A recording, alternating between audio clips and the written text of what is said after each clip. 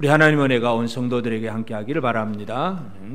우리가 하나님 나라를 이룬다 하는 것은 하나님의 나라는 어떤 이 외형적인 땅을 정복을 하고 하는 그런 개념이 아니라 하나님 나라 백성들의 삶을 통해서 하나님의 나라가 이루어집니다. 그래서 우리가 모세의 신명기 설교를 통해서 하나님 나라 사람들은 어떻게 살아가느냐 이제 이것을 우리가 살펴보는데, 오늘은 특별히 우리가 교회력으로 보면 성령 강림절이기도 합니다.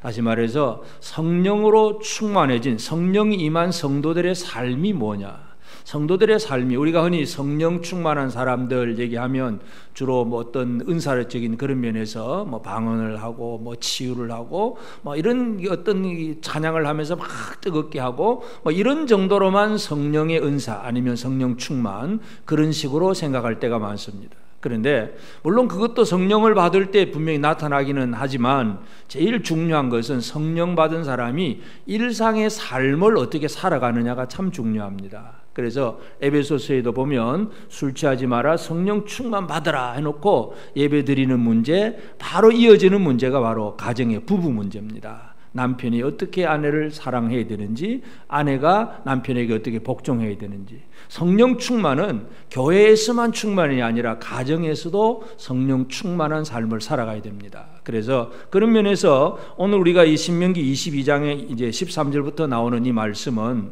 하나님 나라 백성의 가정, 또 다른 말로 하면 하나님 나라 백성들의 부부의 관계, 부부 사이, 이게 뭔가 하는 문제를 우리에게 설명을 해줍니다. 왜냐하면 가정의 핵심은 부부거든요.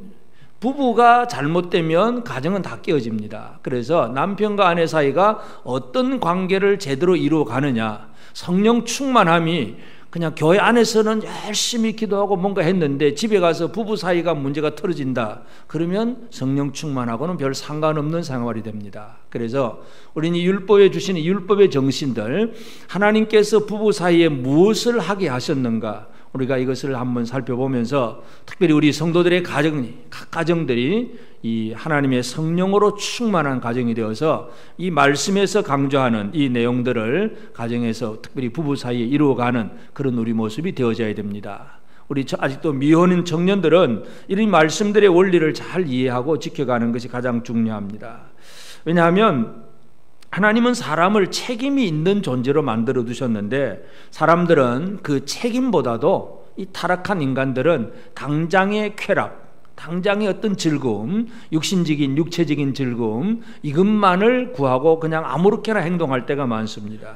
그래서 타락한 사람들은 하나님 주신 어떤 인간의 의지와 결단에 의해서 성령 충만한 결단으로 살기보다는 당장의 감정의 어떤 이끌음, 그래서 이 감정적인 면에서 이끌려가는 그런 생활을 살 때가 많습니다. 그래서 성령은 분명히 우리 감정도 건드리시긴 하지만 성령은 우리의 의지와 결단을 건드려서 바른 행동, 바른 삶을 살도록 이끌어 가시는 분이 바로 성령님입니다. 그래서 이제 오늘 우리 이 말씀을 내용을 보면 어떤 이제 한 가정의 남편이 결혼을 했는데 자기 아내를 미워하여 결혼을 하고 보니까 미운 마음이 들어서 비방거리를 만들어서 누명을 씌워서 이 여자를 쫓아내고 싶은 그런 생각이 들어갔습니다. 그러니까 그냥 이혼하자 그러면 이혼이 쉽게 안 되잖아요. 그래서 이 여자하고 결혼을 했는데 내가 결혼하고 보니까 이 여자가 처녀가 아니었다, 이제 이런 식으로 누명을 씌웁니다. 이건 우리가 생물학적으로 그렇게 순수한 처녀가 이렇게 남자와 관계를 맺으면 제일 첫 번째 피를 흘리게 되어 있습니다. 그래서 이 결혼의 첫날 밤에는 그 피가 흐르게 되어 있는데 그 피 흐른 자국을 처녀는 항상 이제 자기 부모에게다가 좀 보관시켜 주는 게 아마 유리할 것 같습니다.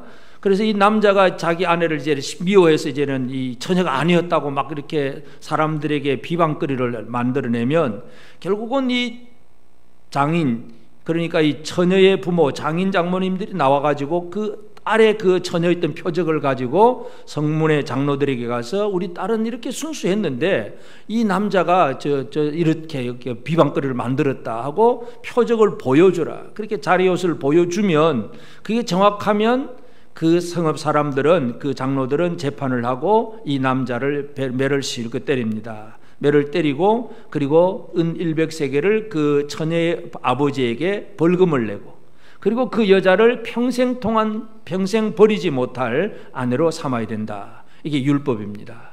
근데 만약에 그 처녀가 처녀의 표적이 없었다 그러면 의심을 받을 만한 그런 모습이 되기 때문에 그 여자는 그 집에서 처녀일 때에 결혼하기 이전에 다른 남자와 관계를 맺었기 때문에 그는 그저 이스라엘 아버지 집에서 창기의 행동을 했다. 그래서 그 여자는 돌로 맞아 죽습니다. 이게 바로 율법입니다. 그래서 우리는 이 내용을 보면서 하나님께서 이스라엘의 그 가정, 이 부부 사이에 무엇을 원하셨느냐, 하나님이 원하시는 뜻을 이해하는 게 가장 중요합니다.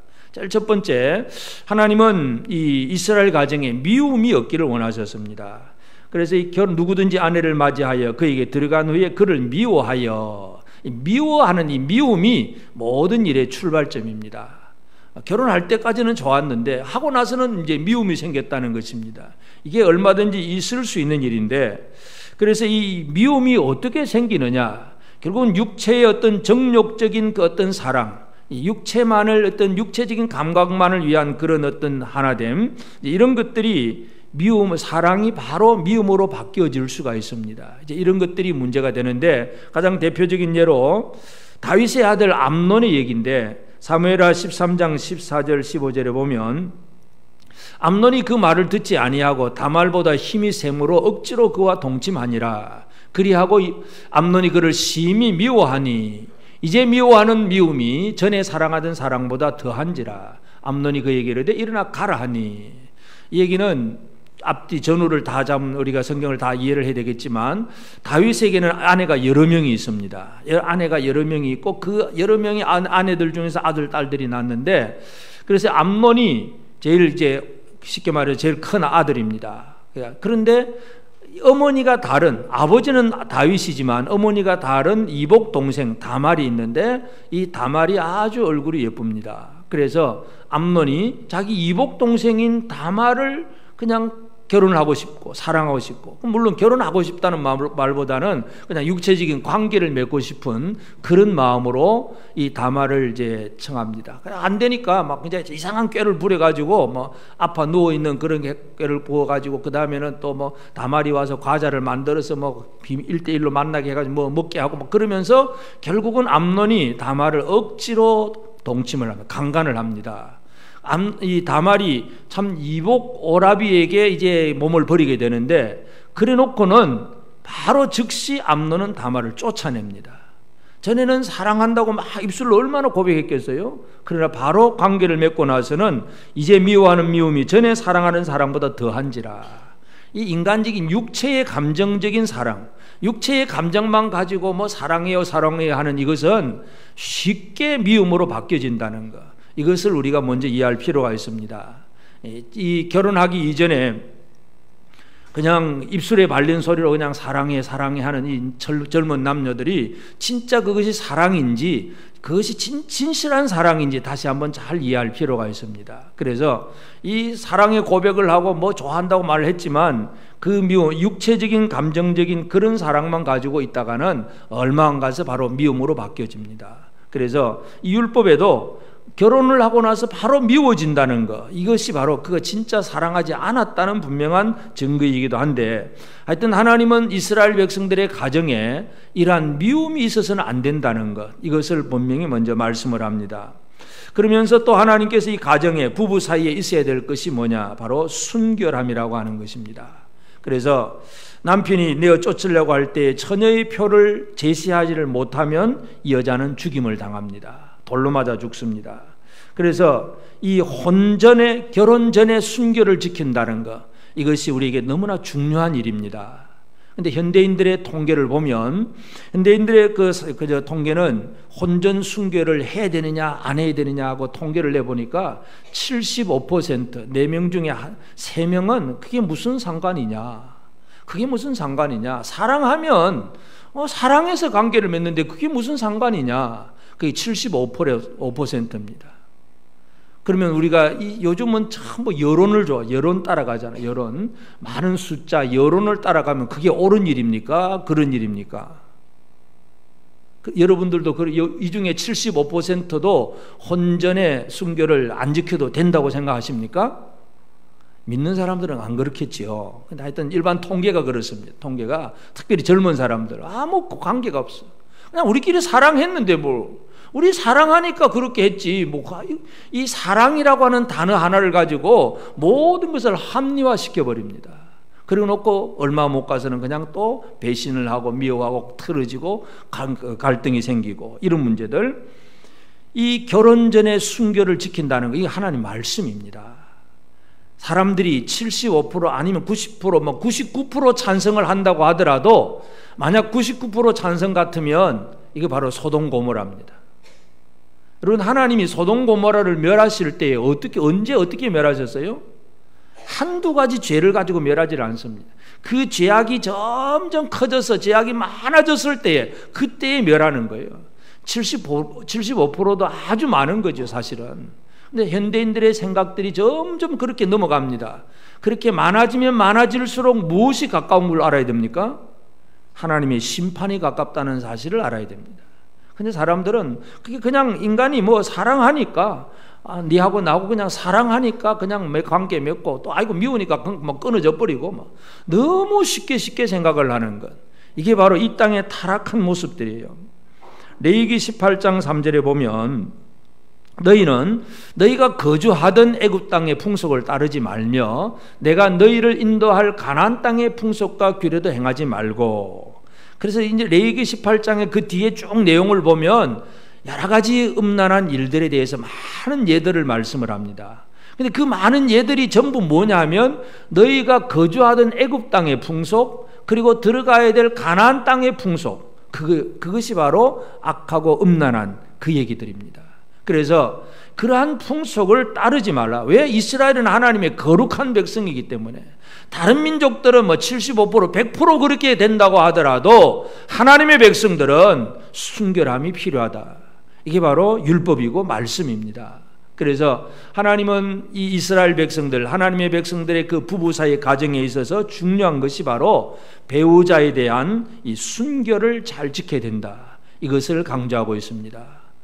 결혼 전에 그냥 뭐 사랑하니까 또 뭐 결혼할 거니까 적당히 그냥 그렇게 넘어가는 그런 생활을 살아서는 안 됩니다. 철저하게 순결을 지켜가는 것이 하나님의 말씀입니다. 또 한 가지는 그렇게 하고 나서 그 다음에 강조되는 것은 책임이라고 하는 문제입니다. 책임. 그래서 이 자기 아내를 미워해서 비방거리로 만들었지만 죄가 없는 증거가 드러나면 평생에 버릴 수 없는 그런 아내로 삼아야 됩니다. 평생토록 책임을 져주라는 얘기입니다. 물론 책임이라는 단어가 다 상대방일 수도 있어요. 아내는 남편에 대해서 자기 순결의 책임을 가지고 있어야 되고 또 남편도 마찬가지고 순결은 서로 상대방 마찬가지고 또 남편은 아내가 살아가는 삶을 책임져 줘야 됩니다. 이게 바로 하나님께서 이스라엘 백성들에게 가정에 대해서 말씀하셨을 때의 책임이라고 하는 문제예요. 그런 모든 문제의 회복은 사랑이 가장 회복의 근본적인 문제입니다. 사랑 빠지면 모든 일이 이제 잘못되어 가는데, 그런데 이 말씀은 사랑 없다고 하더라도 혹시 남편이 아내를 사랑하는 게 좀 식어졌다고 하더라도 절대로 벗어서는 안 될 것이 뭐냐? 바로 책임이라고 하는 겁니다. 난 사랑 안 하니까 네 맘대로 살아, 내 맘대로 살겠다, 이 얘기가 아니라 사랑을 하건 안 하건 책임은 우선이다. 이게 바로 성경입니다. 그래서 보아스가 룻을 향해서 해주는 그 말을 보면, 모압 여인 룻이 이제 이 베들레헴에 들어왔을 때 이제 보아스가 그 룻을 이제 도와주려고 할 때에 룻기 3장 13절에 보면, 이 밤에 여기서 머무르라. 아침에 그가 기업 물을 자의 책임을 내게 이행하라 하면 좋으니, 그가 그 기업 물을 자의 책임을 행할 것이니라. 만일 그가 기업 물을 자의 책임을 내게 이행하기를 기뻐하지 아니하면 여호와께서 살아계심을 두고 명세하노니 내가 기업 물을 자의 책임을 내게 이행하리라. 아침까지 누워 있을지니라. 보아스는 룻에게 그런 얘기를 해줍니다. 기업 물을 자의 책임, 내가 책임지겠다. 이스라엘의 율법은 어느 한 집안에 가문이 기울어져서 뭐 재산이 다 없어져 버리고 그래 이제 막 완전히 거지가 되어 버리면 가장 가까운 친족, 그저 촌수를 따져서 가장 가까운 친족부터 책임을 져야 됩니다. 그래서 형제가 완전히 실패를 했으면 그 다른 형제가 그 실패한 형제의 집안을 일으켜 세워주는 그런 일을 해야 됩니다. 그러니까 이 나오미와 그 남편 엘리멜렉 그리고 그 두 아들 말론과 기론, 이 식구들은 몽땅 재산을 팔아가지고 모압 땅으로 갔다가 거기서 또 다 없어져 버렸어요. 완전히 알거지가 되고, 이 며느리 그 모압 여자 룻을 데리고 왔지만, 베들레헴에 오긴 왔지만 아무것도 없는 상태입니다. 알거지입니다. 알거지. 예. 남의 밭에서 그저 추수하고 나면 곡식 하나를 달 떨어진 그 이삭 주워가지고 먹어야 될 알거지인데, 그런데 보아스는 자기의 친족 중에서 자기보다 조금 더 존수가 가까운 사람이 있으니까 그런 얘기를 합니다. 그 사람이 기업 물을 자의 책임을 이행하면 그 사람이 하겠지만, 그가 책임을 안 지면 내가 책임지겠다. 이 책임을 진다는 거. 결국은 보아스가 룻과 결혼을 하고 결국은 다윗 왕의 그 조상이 됩니다. 여러분, 이 가정 안에서 중요한 것이 뭐냐 하면 책임이라고 하는 문제입니다. 너무 상대방에 대해서, 가정에 대해서 무책임하게 살아가는 것, 그것은 하나님 백성다운 생활이 아닙니다. 그래서 성령으로 충만한 사람들, 성령 충만한 성도들의 가정의 세 가지가 뭐냐? 미움이 아닌 사랑, 그리고 순결, 책임. 이 사랑과 순결과 책임이라고 하는 이 세 가지 단어는 가정을 튼튼하게 세우는 세 가지의 기둥과 같습니다. 그래서 이 율법은 바로 그 얘기를 해주고 있습니다. 그래서 물론 우리가 구약의 율법을 보면 어떤 부분은 문자적으로 그대로 지켜야 될 부분이 있고, 어떤 부분은 문자적이 아니라 좀 해석해야 될 부분이 있어요. 왜냐하면 예를 들어 여기서도 그 사람이 막 남편이 잘못하면 매를 실컷 때리고 은 100세겔을 내고 막 하는 그런 건 우리가 재판을 할 수는 없잖아요. 지금 현재 법에서 우리가 재판을 할 수도 없고, 여자가 잘못했다고 우리가 막 돌 던질 수도 없고, 지금 중동지방은 막 이걸 가지고 문자적으로 막 적용을 해가지고 막 돌 던지는 일도 실제로 하고 있어요. 그러니까 그것은 하나님의 말씀을 제대로 이해를 못하는 사람들이고, 예수 안에서 율법은 다 완성이 되는 부분이기 때문에, 그래서 우리가 문자적으로 지켜야 될 것은 뭐 순결하라, 책임지라, 이 원리는 당연히 우리가 지켜야 되지만 처벌을 어떻게 하느냐, 이건 또 우리가 다르게 생각해야 될 문제입니다. 그래서 율법을 완성하시는 예수님, 이 예수님은 이 율법 속에서 사랑과 순결과 책임을 예수님은 어떻게 이행하셨는가, 우리가 이걸 늘 기억을 해야 됩니다. 첫째로 우리 예수님의 사랑은 죄를 가진 자에 대한 사랑입니다. 죄인에 대한 사랑. 사람들의 사랑은 뭐예요? 죄 없는 아내를 향한 사랑. 나만 사랑해주고 나에게만 깨끗하고 나에게 아무 흠이 없는 그 여자만 내가 사랑하겠다. 이게 바로 사람들의 사랑이잖아요. 그래서 만약 내게 이렇게 하면 사랑해주고, 만약 내게 일으킨 조건에 안 맞으면 나도 너를 사랑하지 않겠다. 이게 대부분 많은 사람들이 가지고 있는 사랑의 근거입니다. 그런데 예수님의 사랑은 어떤 사랑입니까? 네가 비록 그리할지라도 내가 너를 사랑하겠다. 이 예수님의 사랑이에요. 로마서 5장 8절에 보면 우리가 아직 죄인 되었을 때에 그리스도께서 우리를 위하여 죽으심으로 하나님께서 우리에 대한 자기의 사랑을 확증하셨느니라. 예수님의 사랑은 우리가 죄인일 때 죽으신 거지, 우리가 의롭게 된 다음에 의인된 우리를 사랑하신 예수님이 아니에요. 사람들은 너는 이런 문제 때문에 저런 문제 때문에 하면서 늘 상대방의 어떤 문제점을 끄집어내면서 나는 너를 사랑할 수 없어. 이게 대부분 가지고 있는 사람들이잖아요. 근데 성령 충만한 사람은 그렇게 되지 않습니다. 성령 충만은 결국은 예수 그리스도의 사랑을 그대로 본받을 수가 있습니다. 옆 사람에게 한번 고백을 합시다. 당신이 나한테 잘못할지라도 나는 당신을 사랑하겠습니다.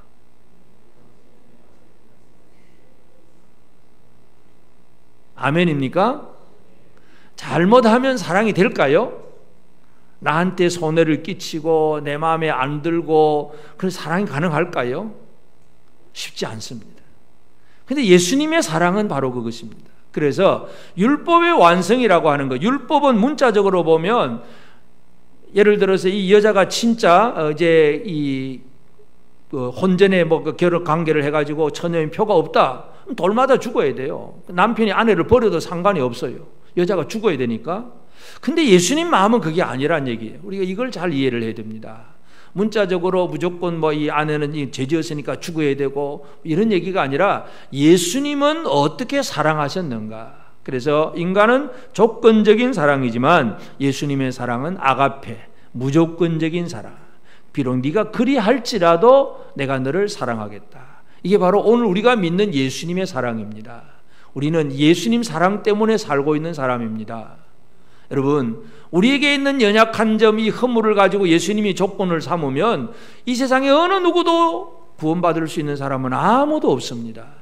내가 비록 이렇게 연약할지라도 내가 너를 사랑하오노라 하는 이 주님의 그 은혜 때문에 오늘 우리가 살고 있습니다. 그래서 예수의 사랑은 무조건적인 아가페 사랑이라는 사실을 기억을 해야 되고, 그리고 이 결국은 예수님의 순결, 물론 예수님은 결혼을 하지 않았기 때문에 뭐 남편으로서 아내에 대한 순결을 지킨다 하는 그런 개념은 아예 필요가 없는 거죠.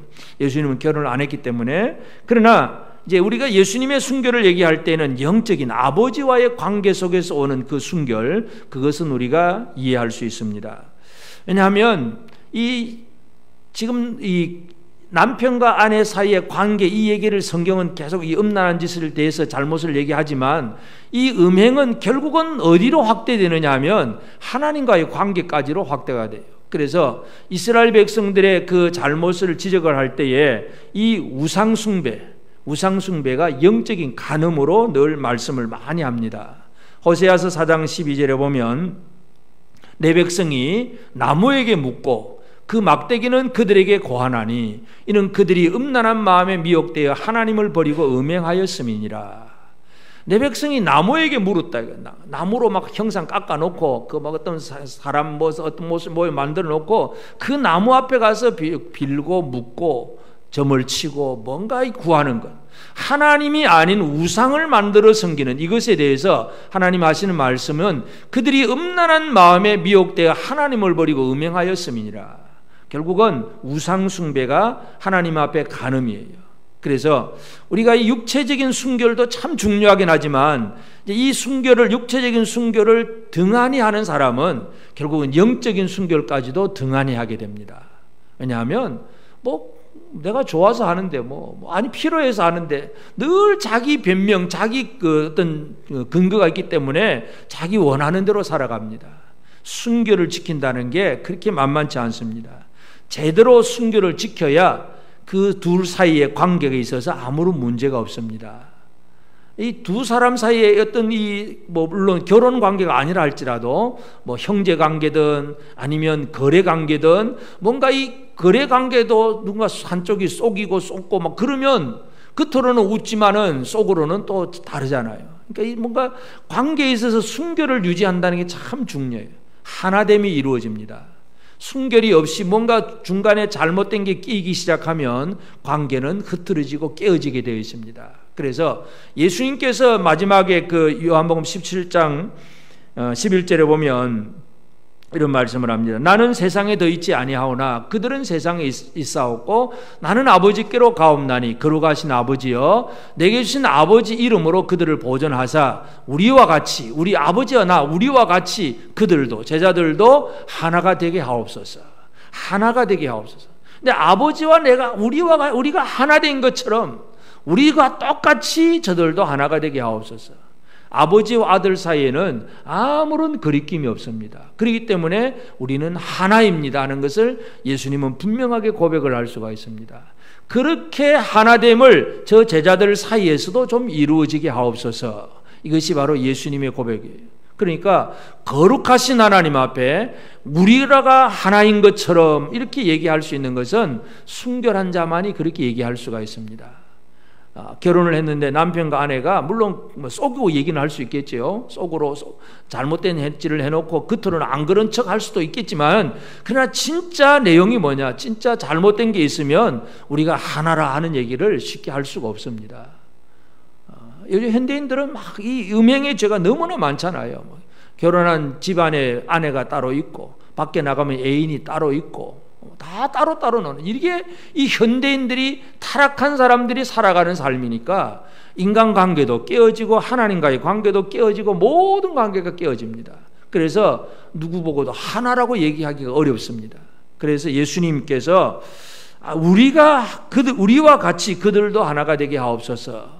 아버지와 내가 하나라고 하는 것은 예수님께서 이 땅에 오셔서 아버지 앞에서 그 거룩함, 순결함을 지키셨다는 사실을 분명히 우리는 이해할 수가 있습니다. 그래서 우리는 이 순결이라고 하는 개념이 부부 사이에도 분명히 있어야 되겠지만 하나님 아버지와의 영적인 관계 속에서도 순결함을 제대로 지켜가는 것. 그래서 하나님 아닌 다른 신, 어떤 우상에게 묻고 거기에 절하고 우상을 찬양하고 경배하고 이렇게 되어버리면 순결을 잃어버린 거예요. 과거에 우리 한국에 일제 신사참배가 들어왔을 때에 그 신사참배 앞에 한국교회가 굴복을 합니다. 물론 뭐 좋아서 한 사람도 있었는지 모르지만 총칼에 굴복을 하긴 했지만 그래도 굴복을 한다는 것은 그래도 안 되는 일. 목숨 걸고 싸워야 되는데 그 굴복을 하고 한국교회가 넘어져 버린 거죠. 이게 가장 큰 문제예요. 이 우상숭배, 순결을 잃어버린다는 것, 하나님은 제일 원치 않는 일입니다. 그래서 예수님께서는 아버지 앞에 철저하게 순결함을 사셨고, 그리고 예수님의 모든 사역이 뭐냐 하면 책임지는 사역입니다. 그래서 이제 사도 바울은 교회를 얘기할 때 예수님은 머리, 그리고 교회는 그 머리 대신 몸, 머리는 뭐냐 하면 몸을 책임지는 존재예요. 그래서 머리가 움직이지 않으면 이 몸은 아무것도 할 수가 없습니다. 예를 들어서 이 뭔가 위험이 닥쳤는데 저기 지금 뭔가 자동차가 막 달려오고 있습니다. 안 피하면은 이제는 어떻게 바로 부딪혀 죽습니다. 근데 그 머릿속에 두뇌가 어떻게 돼야 돼요? 빨리 작동을 해야 되잖아. 큰일 났다. 위험하구나. 움직여야지. 피해야지. 숨어야지. 빨리 신호를 줘야 몸이 움직이죠. 근데 머리가 신호를 안 주면 저게 뭔지도 모르고 그냥 가만히 멍청하게 섰다가 죽습니다. 머리는 몸을 책임집니다. 예수 그리스도는 우리를 책임지시는 분입니다. 얼마만큼 예수님 우리를 책임지냐면 하나님께서 메시아를 이 땅에 보냈을 때에 이사야 53장 6절에 보면 우리는 다 양 같아서 그릇 행하여 각기 제 길로 갔거늘 여호와께서 우리 모두의 죄악을 그에게 담당시키셨도다. 우리 모든 죄악을 그가 담당하셨다. 그가 담당했다는 얘기는 그가 책임지셨다는 얘기죠. 여러분의 모든 죄를 예수님이 책임지셨습니다. 아멘. 우리가 이 죄로 인해서 우리는 어쩔 수가 없고 이 죄 때문에 책임을 지고 죽어야 되는데 예수님이 그 모든 죄를 책임을 지셨다. 담당하셨다. 이게 하나님께서 이 땅에 구원자 메시아를 보내실 때 주시는 말씀입니다. 그래서 예수님이 이 땅에 오셔서 책임을 지셨고, 그리고 예수님이 이 땅에 오셔서 주신 말씀은 마태복음 11장 28절에 수고하고 무거운 짐진 자들아 다 내게로 오라. 내가 너희를 쉬게 하리라. 내가 다 책임질 테니까 내게 오라. 예수님은 오라고만 말씀하십니다. 예수님은 책임져 주시는 분이십니다. 여러분의 어떠한 문제가 있다고 할지라도 책임져 주시는 예수님, 그 예수 때문에 우리가 살고 위로를 얻고 힘을 얻는다는 사실을 기억하시길 바랍니다. 그래서 예수님은 우리를 책임져 주셨기 때문에 우리는 대신 책임져 주신 예수님 때문에 우리가 져야 될 죄의 책임, 이건 다 벗어난 것입니다. 이제 우리는 죄책이 없는 거예요. 구원받았느냐 안 받았느냐, 이게 뭐냐 하면 내 모든 죄가 예수로 말미암아 해결되었느냐 안 되었느냐, 이걸 믿느냐 못 믿느냐 얘기예요. 여러분 구원 받으셨습니까? 구원의 확신이 뭐냐 하면 내 모든 죄가 예수 그리스도로 말미암아 다 깨끗하게 되었다. 책임지신 분이 예수님이다. 이걸 믿는 것, 그분께 내 모든 걸 내어 맡기는 것, 이것이 바로 구원입니다. 오늘 우리는 예수님은 우리를 책임져 주시는 분입니다. 그래서 율법의 이 부부 사이에 있어야 될 이 사랑과 순결과 책임이라고 하는 문제가 예수 안에서 더욱더 확대되고 완성되었다는 사실을 우리는 이해할 수 있습니다. 그러므로 이제 우리도 똑같아요. 우리도 이제 이 말씀의 원리는 문자적으로 그대로 적용을 해야 되는데, 우리가 해야 될 것이 뭐냐? 사랑하려고 애를 써야 됩니다. 여러분, 사랑은 자동적으로 되는 게 아니에요. 사랑은 자동으로 되는 게 아니고 힘쓰고 노력해야 할 일입니다. 내 눈에 보기 좋은 걸 사랑하는 건 어떻게 보면 자동적으로 될 것 같아요. 근데 내 마음에 안 드는 상황, 내 마음에 안 드는 사람을 사랑한다, 이거는 자동적으로 안 되잖아요. 마음에 안 드는 사람 사랑할 수 있습니까? 그건 안 되는 일입니다. 그래서 사랑하라는 계명을 주신 거예요. 계명. 왜 계명을 주셨느냐? 힘쓰고 애써야 된다는 얘기예요. 가정 안에서 남편과 아내 사이에 사랑한다는 거 그냥 자동으로 되는 게 아니에요. 사랑하려고 애를 써야 됩니다. 마태복음 5장 43절 44절에 또 내 이웃을 사랑하고 내 원수를 미워하라 하였다는 것을 너희가 들었으나 나는 너희에게 이르노니 너희 원수를 사랑하며 너희를 박해하는 자를 위하여 기도하라. 원수를 사랑하고 박해하는 자를 위해 기도하라. 이 열심히 하고 하라. 애를 써야 되는 일이에요. 사랑하려고 애를 좀 쓰시겠습니까? 옆 사람에게 고백합니다. 난 당신을 사랑하기 위해서 애를 더 많이 쓰겠습니다. 자동적으로 적당히 우리끼리 뭐 잘 만나다 보면 사랑을 하겠지. 그게 아니라 사랑은 하려고 애를 써야 됩니다. 계명이에요, 계명. 원수를 사랑하라. 핍박하는 자, 박해하는 자를 기도하라. 이게 예수님 말씀이잖아요. 예수님 말씀은 사랑을 행동으로 얘기합니다. 특별히 남편들은 어떻게 합니까? 에베소서 5장 25절에 보면 남편들아 아내 사랑하기를 그리스도께서 교회를 사랑하시고 그 교회를 위하여 자신을 주심같이 하라. 남편이 아내를 사랑할 정도가 어느 정도입니까? 그리스도께서 교회를 사랑하는 것처럼, 교회를 위해서 자신의 목숨을 내어놓는 것처럼 아내를 사랑해라. 지금 이 자리에 앉아 계신 우리 모든 남편들은 그렇게 아내를 사랑하십니까? 저도 남편이지만 그렇게 사랑하기로 작정하십니까? 네.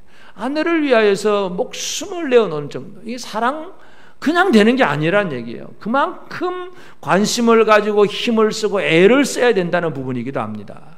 그래서 사랑은 애를 써야 됩니다. 또 뒤집어 말하면 순결도 애를 써야 됩니다. 이 배우자에 대한 순결을 지키는 거, 이거 철저하게 힘쓰고 애써야 될 일이기도 합니다. 이 땅의 사람들은 순결의 가치를 잃어버렸습니다. 결혼 전에 좀 하면 어때? 우리 서로 사랑했는데. 근데 그 사랑이라는 게 육체적인 감정일 뿐이지 진실한 배우자의 사랑이 아니잖아요. 그래서 그게 쉽게 미움으로 바뀌는 그런 사랑하면서 그냥 순결, 이게 아무것도 아닌 것처럼 생각을 합니다. 여러분, 하나님은 사람과 동물, 다른 짐승들, 사람과 짐승이 다른 점이 뭐가 있어요? 하나님 창조하셨는데 사람은 육체와 영혼을 창조하셨어요. 영을 창조하셨어요. 근데 짐승은 육체만 있습니다. 혼은 있는데 영이 없어요. 동물들은. 그래서 사람이 순결을 잃어버리고 하나님 앞에서나 배우자에 대한 순결을 잃어버린다는 얘기는 영이 죽어버린 거예요. 짐승하고 똑같은 거예요. 그래서 그러면서도 인권을 얘기하고 사람이 자기 사랑해서 내가 좋아해서 하는데 누가 뭐라 그러냐.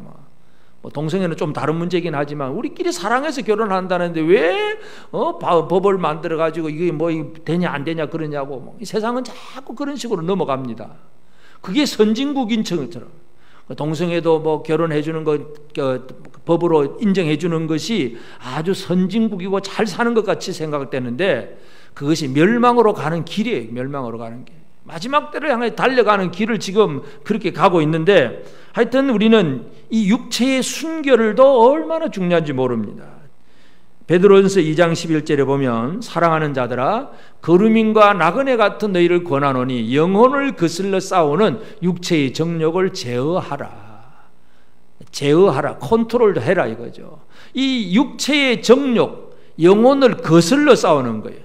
영혼은 하나님 앞에 바르게 살고 거룩하고 순결하게 살려고 영은 깨어 있는데 이 육체라는 놈은 늘 이 영혼을 거슬릅니다. 엉뚱한 데로 가고 다른 걸 좋아하게 만들고 그냥 순결 그 순결이 필요하냐? 우리끼리 사랑하면 되지. 이런 식으로 넘어가 버리고 늘 하나님을 벗어나는 멀리 나가는 이게 육체의 정욕입니다. 이게 예수 믿는 사람이라고 육체의 정욕이 없는 사람은 없습니다. 믿어도 육체를 가지고 있기 때문에 정욕은 다 있을 수 있습니다.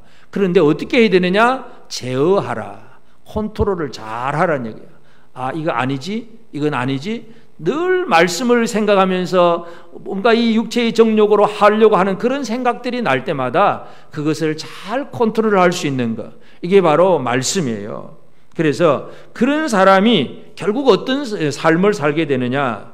요한계시록 14장 4절에 보면 이 사람들은 여자와 더불어 더럽히지 아니하고 순결한 자라. 순결한 자, 어린 양이 어디로 인도하든지 따라가는 자며 사람 가운데서 속량함을 받아 처음 익은 열매로 하나님과 어린 양에게 속한 자들이니. 그래서 이 순결한 자, 어린 양의 신부예요. 어린 양의 신부. 순결은 예수 그리스도의 신부입니다. 예수님과의 그 관계 속에서 순결을 책임지고 살아가야 됩니다. 여러분, 예수님에 대해서, 남편 대신 예수님께 대해서 여러분 순결하십니까? 아멘. 잘 안 하시네. 남편 대신 예수님께 대해서 여러분 순결하십니까? 우리의 끝없는 이 사탄은 끝없이 우리를 공격해 옵니다. 우리 육체의 정욕을 계속 집어넣어서 어떻게 하든지 예수 외에 다른 걸 더 사랑하도록 만들어가는 것. 이게 바로 사탄의 전략인데, 그런 것들이 올 때마다 빨리빨리 차단하고 제어할 수 있는 것, 이것이 바로 우리가 힘쓰고 애써야 될 일이에요. 세 번째는 책임도 지려고 애를 써야 됩니다. 책임, 이것도 그냥 자동으로 책임져지는 게 아니잖아요. 책임은 짐을 져야 되기 때문에 힘쓰고 애써야 할 일이에요. 사람이 타락하고 나서, 아담이 범죄하고 나서 제일 먼저 한 말이 뭐냐 하면 책임 회피예요. 아담에게 왜 선악을 알게 하는 실과를 따먹었냐? 하나님이 질문을 할 때 아담의 대답이 뭡니까? 창세기 3장 12절에 보면 아담이 이르되 하나님이 주셔서 나와 있게 하신 여자, 그가 그 나무 열매를 내가 줌으로 내가 먹었나이다. 첫 번째, 하나님이 주셔서, 하나님이 주신 저 여자, 그리고 그 여자가 나무 열매를 내게 주어서 내가 먹었습니다. 하나님이 여자를 안 만들었더라면 좋았을 것을, 저 여자가 나한테 열매를 안 줬으면 좋았을 것을, 전부 자기의 잘못에 대해서 그냥 떠넘기는 것, 책임 회피. 이 인간이 타락하고 나서 제일 먼저 나오는 것이 바로 책임 회피입니다. 내 탓이 아니고 전부 남의 탓, 다른 사람의 탓으로 돌려드립니다.